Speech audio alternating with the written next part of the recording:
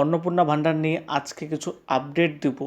অর্থাৎ যাদের সাবমিটেড দেখাচ্ছে বা কিংবা পেমেন্ট ফেল দেখাচ্ছে বা হয়তো রিজেক্ট দেখাচ্ছে, তারা কি করবে এখন, আদৌ টাকা পাবে কি না পাবে, তো সব কিছু বলবো। তো চ্যানেল নতুন হলে চ্যানেলটাকে সাবস্ক্রাইব করুন এবং চলুন দেখা যাক যে এইসব বিষয়ের মানে কি আর এখন কি করতে হবে। তো সবার আগে বলি, যারা টাকা পেয়ে গেছে তাদের কোনো চিন্তা নেই, এবং যারা টাকা পায়নি অর্থাৎ যাদের পেমেন্ট ফেল দেখাচ্ছে স্ট্যাটাস, তারা এখন কি করবে? তারা অপেক্ষা করতে পারে, কারণ যাদের পেমেন্ট ফেল হয়েছে তারা কিন্তু আবার পেমেন্ট ছাড়ছে।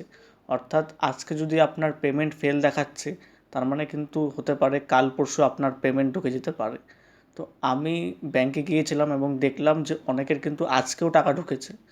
তো অর্থাৎ যাদের পেমেন্ট ফেল দেখাচ্ছে তাদের চিন্তার কিছু নেই, একটু অপেক্ষা করুন, কাল পরশু কিন্তু টাকা ঢুকে যেতে পারে। এবং যাদের সাবমিটেড দেখাচ্ছে তারা কিন্তু অপেক্ষা করতে হবে, কিংবা যে নিয়ার এসডিও অফিস আছে সেখানে গিয়ে কিন্তু খবর নিতে হবে। কারণ সাবমিটেড মানে কিন্তু তোমার যে ডকুমেন্টসটা আছে সেটা কিন্তু ভেরিফিকেশন হয়নি। তো তোমরা গিয়ে সেটা কিন্তু অফিসে বলতে পারো যে স্যার কেন আমার ফর্মটি ভেরিফিকেশন হয়নি। তারা কিন্তু বলতে পারে যে সঠিক ডকুমেন্টস দেওয়া হয়নি। তো আপনি সেই ডকুমেন্টসটি আবার দিয়ে দিবেন, তারা কিন্তু ভেরিফিকেশন করে সেটিকে অ্যাকসেপ্ট কিংবা অ্যাপ্রুভ করে দেবে। তো সেক্ষেত্রে কিন্তু আপনি এটা করতে পারেন। আর এবং যাদের রিজেক্ট দেখাচ্ছে তারা কি করবে?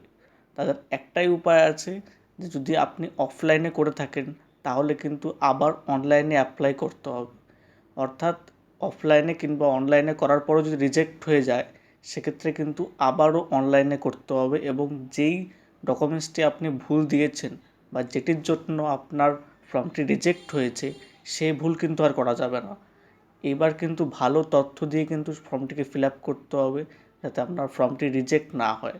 এবং যদি দেখা যায় যে ওখানে শো করছে যে অলরেডি অ্যাপ্লিকেশন করা আছে এই আধার কার্ড নাম্বারে, তার মানে বুঝতে হবে যে ফর্মটি রিজেক্ট হয়নি, সেটা সার্ভারের জন্য দেখাচ্ছে, আপনার অ্যাপ্লিকেশনটি প্রসেস অবস্থায় আছে, এবং আপনার অ্যাপ্লিকেশন অলরেডি আছে দেখেই এর নেক্সট অ্যাপ্লিকেশনটা নিচ্ছে না।